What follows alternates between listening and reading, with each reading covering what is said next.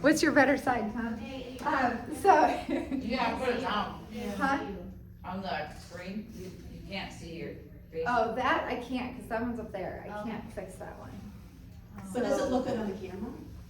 Can you, yeah. We can't see, we can scooch back a little bit.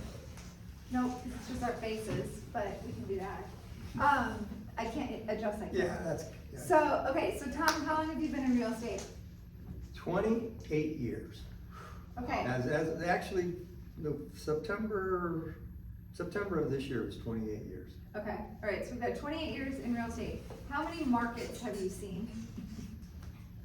Well, there's been two distinct ups and downs. So two, and they both had long, slow climbs out. So two. The first one was, in 2006, 7, 8, 9, 10, those years, and then the one most recently, right, Hurricane Ian. Right now. Yeah, right now. Right now. I mean, We're actually, coming out of Hurricane it, Ian, right? we were really busy after that, but then it fell off. How does this one compare to the last one? Actually, very similar.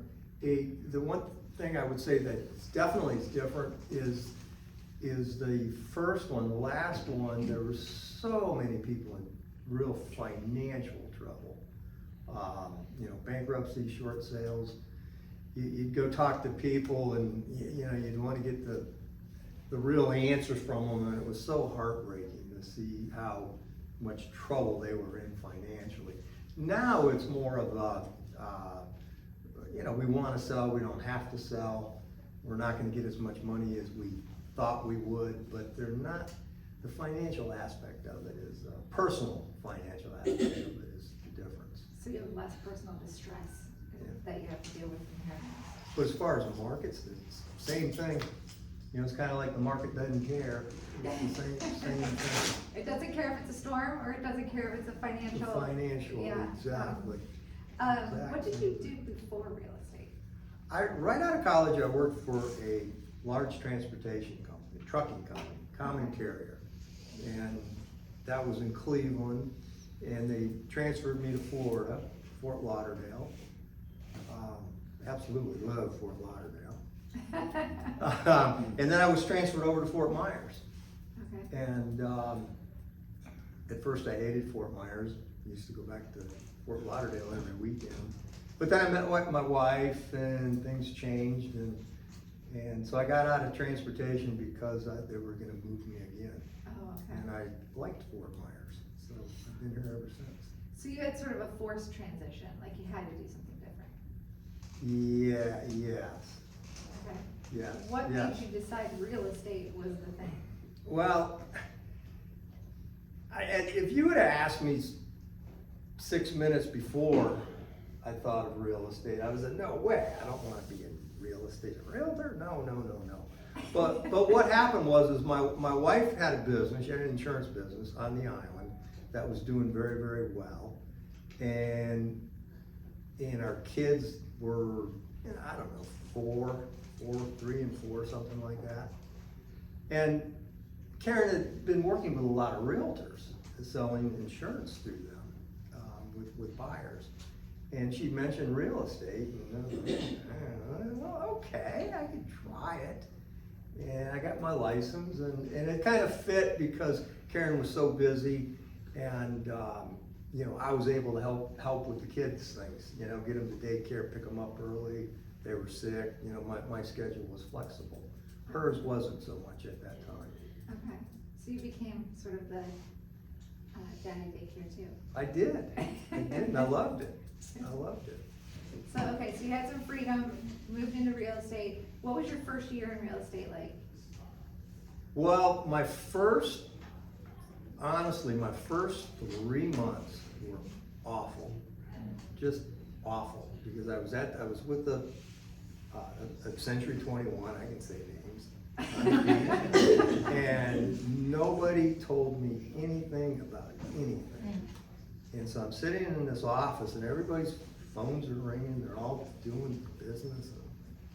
This just isn't working for me. And I actually came home, and and told Karen, after about 3 months into it, I said, I gotta either get out of this office or I gotta get out of real estate because this is not working. All right. So it was awful. So clearly you didn't get out.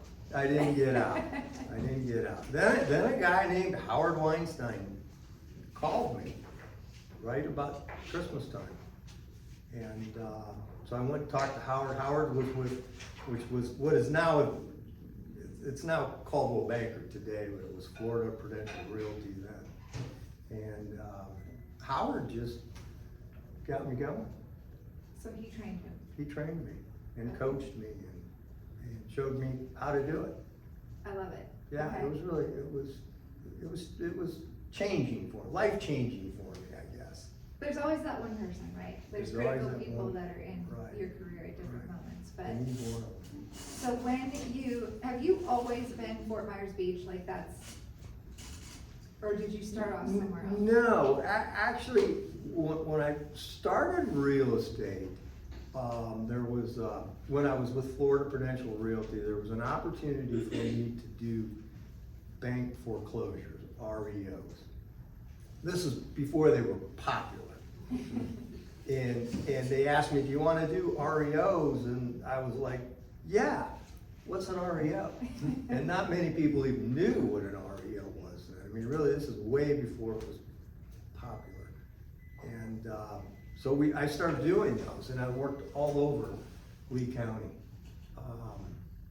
Lehigh, Cape Coral, Bonita, even Sanibel. I mean, we were doing about 50 to 70 properties a year closing. So I was a busy guy, I really was. But they were all, sale price was like 35,000 to maybe 70. Once in a while, we would get something about 100, 120. So it was all Those very, are like very insane. low. Nobody can imagine those. Yeah. Jose's like, bring me those. Yeah. But one of my favorite times was one year at my office. I'm now at Caldwell Banker, and which was at the time it was the biggest office on the beach. They're doing all the big numbers. But I had the distinction of the lowest sale home, 12,500, and the highest sale, which is like $1.6 million. Like the lowest and the highest. And I was proud of that.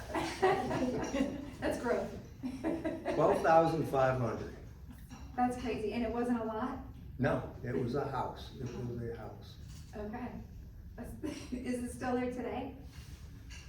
I don't know. I know exactly where it is. It was right off Hanson.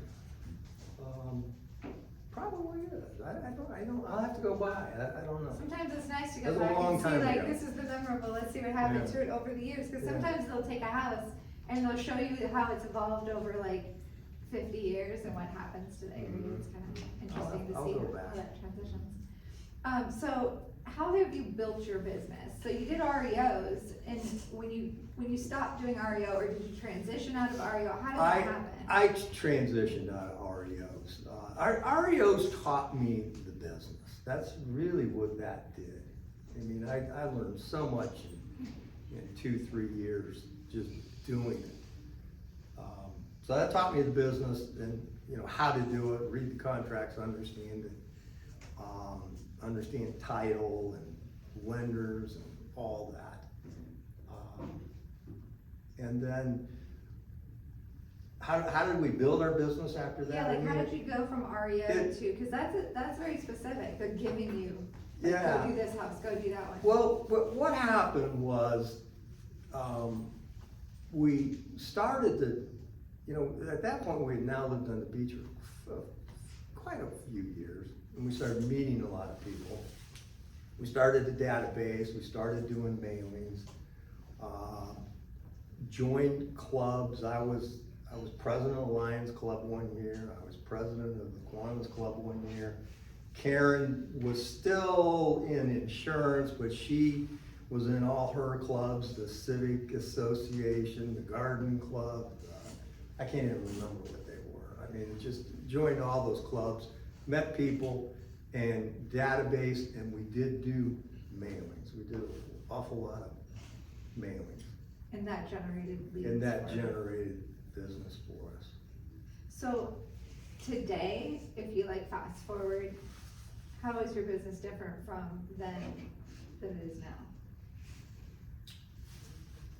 Well, it's changed. You know, the hurricane was just absolutely devastating to us.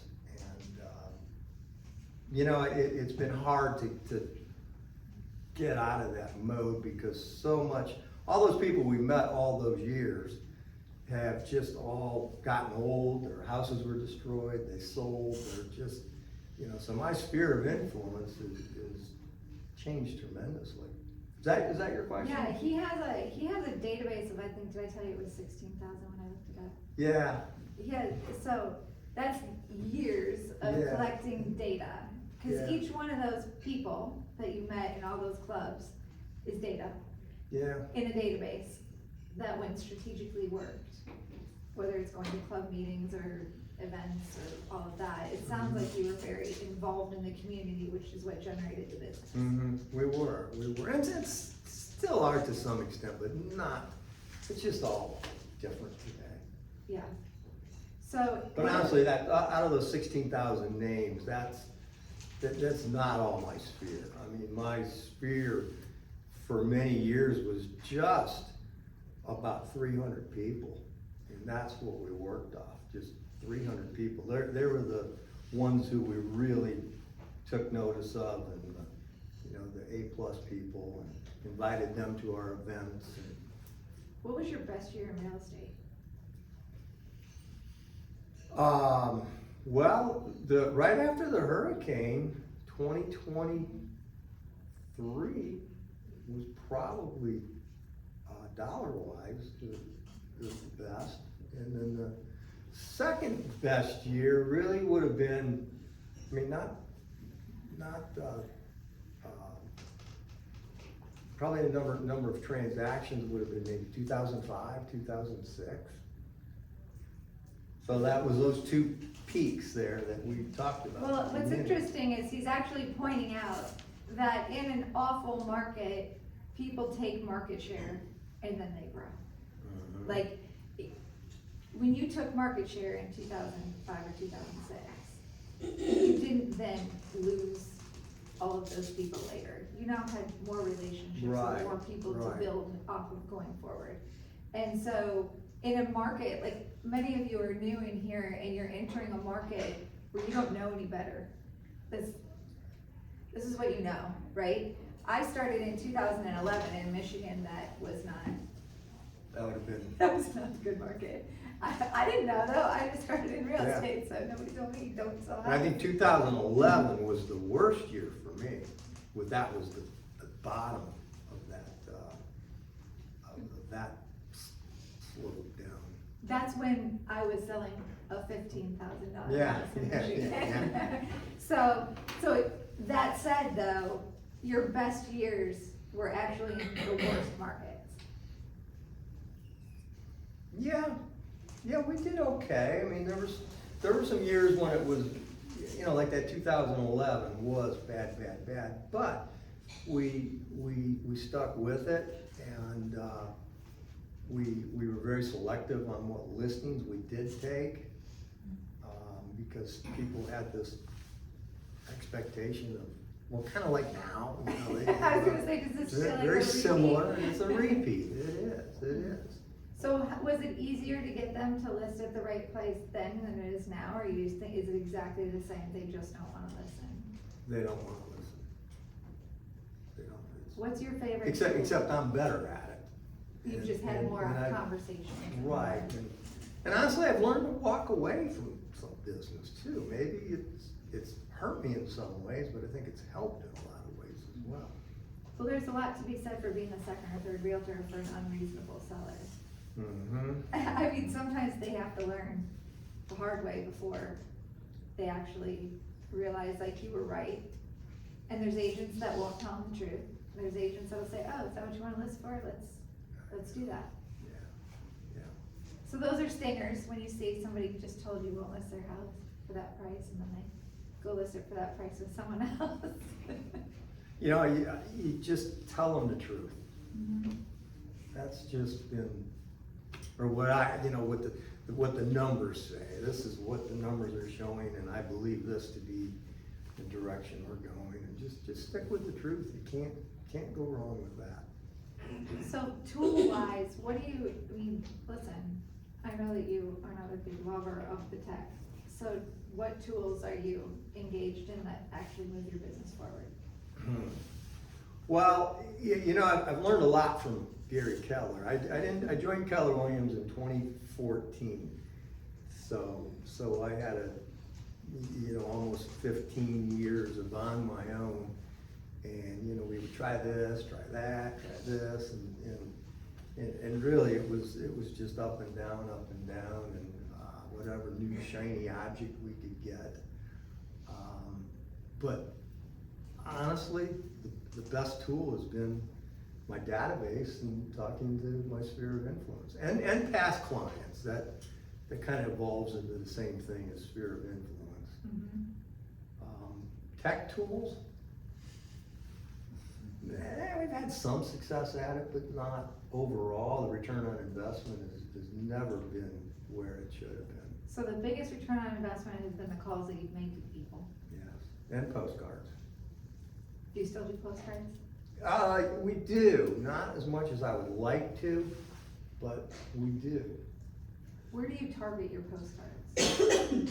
I do farm, Okay. but farm in my sphere. I have two. The farm is Ocean Harbor where I live, and then my sphere of influence. So would you say you have market share in Ocean Harbor? In closed sales, yes, I do. Okay. I do.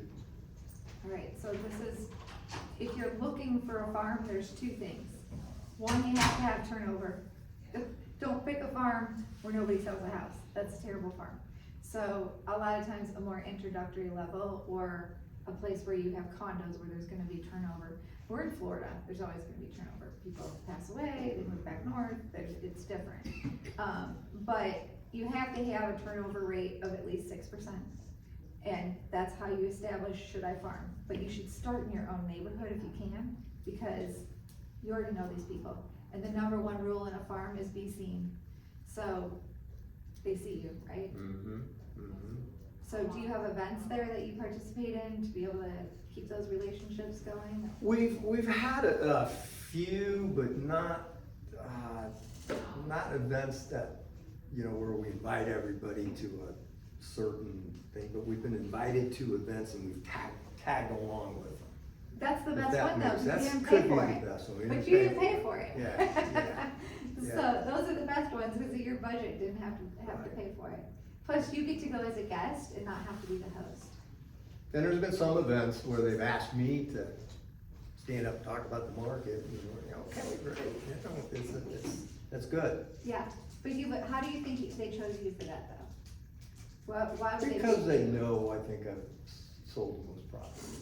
And I think you show up as the economist of choice. Like when we talk about stats and what you guys should put out there for stats, clearly he knows the market, he knows the business, and he specifically was talking to me about how we need to talk more about stats. But if you know the stats, they'll ask you to tell people about them if they know you know it. So that's why interpret those things that we talk about on the last class of the month when we meet and we talk about stats. You take them and do something with them, right? Right. So, okay, so we've got farming and sphere. What's the craziest thing you've ever tried to get a deal? Craziest thing I've ever done to get a deal? Yep, what's the craziest thing that you had to do to get a deal? You can tell us anything. You know, It stays in this room. I say to Karen every once in a while, what do you want me to do? Put them in a chokehold until they can sign? No, I've never done that. I know, I got in my boat once. This is, you know, before we had fax machines, but this guy's on his boat anchored at Picnic Island for the weekend. And I had his condo listed for sale, and we got an agreement. We were able to talk cell phone, and and he's on his boat, and I said, well, how about if I get in my boat and I'll drive out? So I pulled up alongside of his boat, we tied off, and I had all the contracts, and he signed. I got back in my boat and went home. This is when they say they're gonna sign, just get it done. And when they say they're gonna sign, get it done. Exactly. Is there anything you've ever invested in that you wish you wouldn't have in your real estate business? Well, I'm sure there's some things, but you know, it's kind of like, and again, I don't recommend this because, you know, I tried it and don't have to do that again. I tried it, don't have to do that again, but it's not the best strategy. And that's, you know, I think that, again, that's something I've learned from Keller Williams, just stay away from all the shiny objects. Yeah, I don't think there's anything I would have stayed away from. Maybe there's some things I would have gotten rid of sooner. Okay, learned quicker. Yeah, got rid of sooner. So when you mentioned Gary Keller, is there something that sticks in your head that he has said or done that has always impacted you, or you've thought about it as you've gone forward with Keller Williams in the last 14 years? Oh yeah, there's lots of little sayings that pop up in my head that Gary says. But you know, nothing specific, but just following the Keller Williams model and how to be profitable. I mean, that's a word. I mean, we all know what profitable means, but that's a word that just really stuck with me with Keller Williams. Is okay, just because I sold $10 million or whatever the number may be, how profitable was I? And that's something I never really paid much attention to until Gary Keller came into my life. And he talks about it all the And he time. taught me about profitability, and that's when I really started watching the books. And all of you can sit with Matt at any point and he will help you make sure you're profitable. Yeah, I mean, that's a key word. I mean, we're all busy, and we're all making sales, but when it's all said and done, how much money did we actually make? So you didn't start with mailers out of the gate, you had to make money to start mailers, right? No, we invested in our business. Okay. We invested in it, and I think that was a key too, you know, to just take whatever you can afford and put it into the business. But, you know, Gary Keller, the red light, green light, you know, Lead with revenue. lead with revenue. Yep. All right, so you've had good mentors, you've had mentors that have trained you. I have. Yes. So what would you say, if you could take that advice that you took and it helped you, what would you share with this room that you say, you should know this? Well, you know, when you mentioned mentors, I think of a couple of guys who were mentors to me. And what I learned from them is they were always there. You know, show up.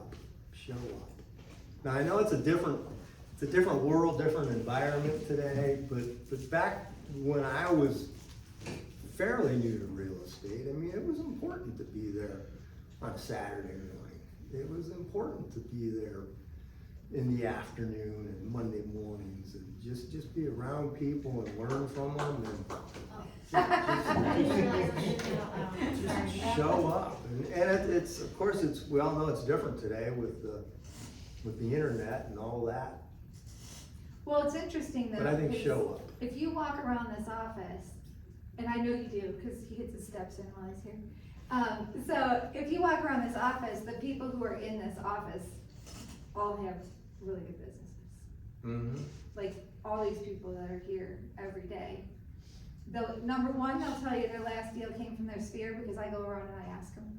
They'll tell you their last deal came from their sphere, and they'll tell you most of them, I don't know, 90% in here don't pay for any internet leads. So they're doing it all without that. And they will also say that they show up. So Tom shows up here, even though his office was on the beach. He shows up here anyway. Now we'll see what happens during season. Yeah, well. We'll see how often he's able to get on and It'll off actually the- be good. I'll probably get here earlier and stay later because it's. Yeah. If I the go home traffic. too soon, it'll be still be traffic. Or you can just start riding your bike. Yeah, well, I could do that. So he's one of those people that shows up, he's here, he's almost always back in the corner back there. Cynthia shows up every day with her bright shiny face. So the agents who come here every single day, it makes a difference. When I was a new agent, I showed up all the time. I had kids in tow, which I don't recommend, but I did. I had 3 kids sitting in the lunchroom while I was in class or whatever. But it makes a difference, and I'll tell you, the people you never see also tend to have just less business. It is hard. The top 20% walks through the door a whole lot more than everybody else, I would just say. Oh, and answer your phone too, that's. Answer your phone. That's a good one. I always say that, you know, if you call a realtor and the realtor answers, that's a sign of a good realtor. When you Yep. call a realtor and you get the voicemail, okay, what's gonna happen? There's times when you can't get all your calls, but when you call them voicemail,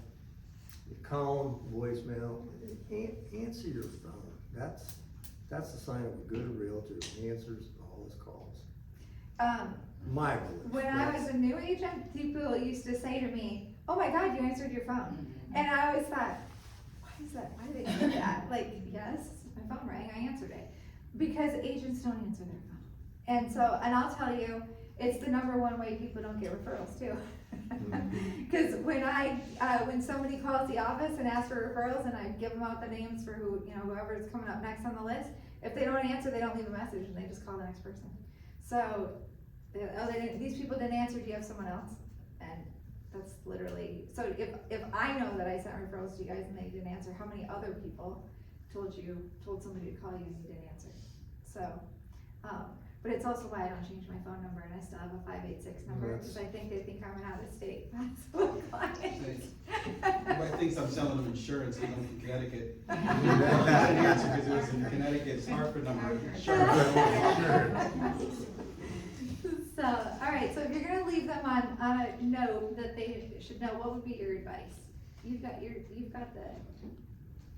Well, I think we kinda hit it all, your database, sphere of influence, join the clubs, get involved in the community.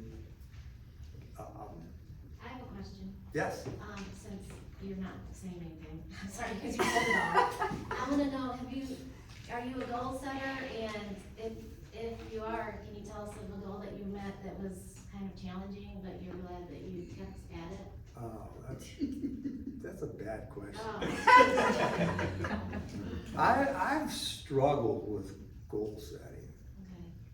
Okay. I have. I've really struggled with goal setting. Set goals and, I'm the classic, 6 months in, oh, where are they? Oh, they're in a folder, Yeah. bottom drawer. No, I have failed at that. A lot of failures in all these years, again, up, success, and it should not be that way. It should be straight across. So do you set goals for next year then? Should we ask him what his goal is and then hold him accountable to it? Working on it, working on it. Does anybody else have questions for Tom? I mean, I always have questions, but I go in his office and bother him and sit there. I Go know, ahead. that's right. But he's a wealth of knowledge, so if you have questions. Like just last one, what's one thing you regret? Do you have any? Oh, For the gosh, owner. yes. I could have done a better job of hanging on to the clients once they bought or sold. Definitely could have. Have you ever had a client that worked with you, but then worked with somebody else after that you found out? Yeah, it's happened, and it's my fault because I didn't do a good job of staying in touch. Okay. It's not like it happened right away, but as Yeah. time went on, yes. So stay in touch. So with those are people. definitely some regrets. Okay. You're still perfect in my eyes. Well, definitely not perfect, but I could have been much better at staying in touch with somebody. And, postcards are great, but really staying in touch. Like talking to them. Talking to them, and I wasn't perfect at that. Cynthia had a question. And where are you going this weekend? I'm going to Austin, Texas, To see who? to see my grandson. Yeah, so, life by design, right? You gotta go and Yeah. spend time with the family.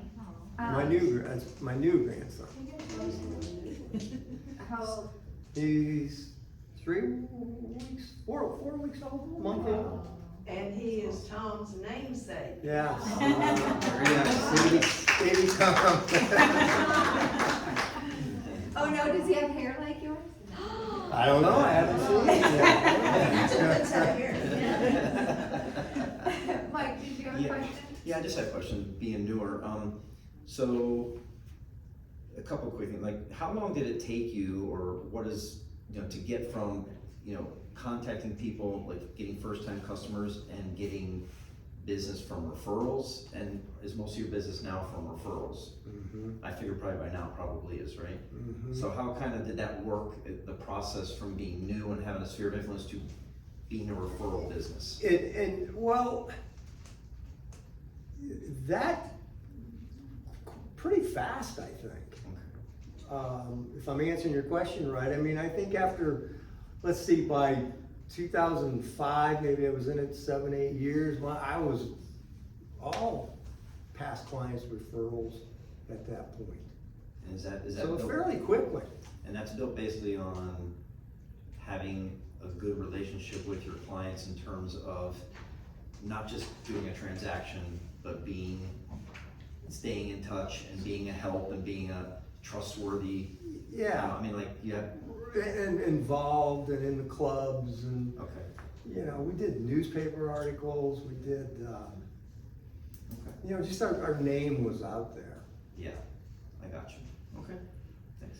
But where I thought your question was, Yeah. is I was gonna answer, there are some clients that I would work with them in January one year, and then they'd come back the next year, I'd work with them in February, they'd come back the next year, work with them in March, and then finally the 4th year, they would buy something. So I stuck with a lot of people. And I think that's a mistake that sometimes is made because, and it's because I think of the internet. They start their search way sooner than they're really ready to buy. So you may talk to somebody today and they're not really ready to buy till next year, and it may be 2 years from now. And I think a lot of times we would discount that. Oh, he's not. I showed him this house and he went back up north and I'll never see him again. Not necessarily the case. That you want to build that business by staying with those people. Now they're not all going to buy, but they do eventually buy. So in other words, saying don't be short-sighted with people, right? Nurture people for Yeah, and short, sometimes medium, it's and a long long term. game and Stick sometimes with it's a them. short game, but Stick with them. if you stick with them, they're going to use you. They're not gonna go look like for a fresh person that doesn't know them, if you've already done some work with them. Right. But you have to stay in touch. You Yeah. have to keep. Especially in the seasonal market. How we just get people to come down here in the winter time. You gotta stick with them. It could take 2, 3, 4 years. Yeah. But the other thing you'll find is that this market is different than up in Michigan. Because down here, people will resell or rebuy within a couple of years, cause they'll get their first place down here. And then they'll go, oh, that was too small, or that was too big, and I need to change. Based on whatever it is, we retired now, so we need this, or we're gonna live here more, or we're gonna rent it now, or whatever. They have all these reasons that you don't have in a market where you don't have people coming in and out as much as they do down here. We do not have that in Michigan. The only reason I ever resold somebody's house in less than 5 years is they were military and injured, or they got relocated. People did not often change houses every 2 years, but you do get that down here. So if you do stick with somebody who bought from you as a snowbird. Someday they might not be a snowbird, so Right. you have to stick with them so that you get their sailing by. So, So I got one more thing too, to kind of sort of follow up with that, is that, in the market that we're in Florida here, and probably even more so in your market, Fort Myers Beach, because I've lived here for like 40 years, so I just became a realtor, but I know the area So very you well. got a good sphere of influence. Yeah, I know the area very well, but, so, have you built a lot of connections with other parts of the country for people that are coming down here to filter in business that way, or do you mostly get that from people that are here, and if you have, how did you go about doing that? Only in a couple of areas have I been able to do that, and that's thanks to Keller Williams. Yeah. I mean, that was just unheard of Mhm. until I joined Keller Williams. And, so now I get some leads from Ohio and the Baltimore area, just because I know some, or Indiana too, Indiana. So it's through your clients though, right? Is it through your clients, or is it through you building those Well, relationships outside? actually both clients and, no, there's also Buffalo, I forgot about Buffalo. See, there you And, but through clients and through KW. Okay. the other thing to remember is that when you're working with somebody, you can get a referral in the transaction. And I think a lot of people don't ask, but a simple script is just to say, you guys have been so fun to work with. Do you know anybody else that wants to buy down here right now? And you have to remember, like, if somebody's getting married and talking about their wedding, all the people around them are talking about other people's weddings, right? Or if you're talking about selling your house to all your friends, they're also talking about, oh, well, we've been thinking about doing that too. They don't know it, but they're generating referrals for you just talking about what they're doing, and you're just not asking the question of, who else do you know that might have a real estate need while you're working? You guys have been so fun, I wanna work with more people like you. It's a super simple script, and if you just ask it during the transaction, you'll probably walk away with a referral. Or at least they'll be thinking, so by the end of the transaction, they'll say, you know what, it's funny, you asked me a couple weeks ago if I knew anyone, I do now. I know this person. So it's a matter of just asking to give them the idea. So, awesome. Thank you for taking time with us. Well, sure. He's headed to the luxury event this afternoon, so. Anything else? Shake my hand. Appreciate it. Thank you.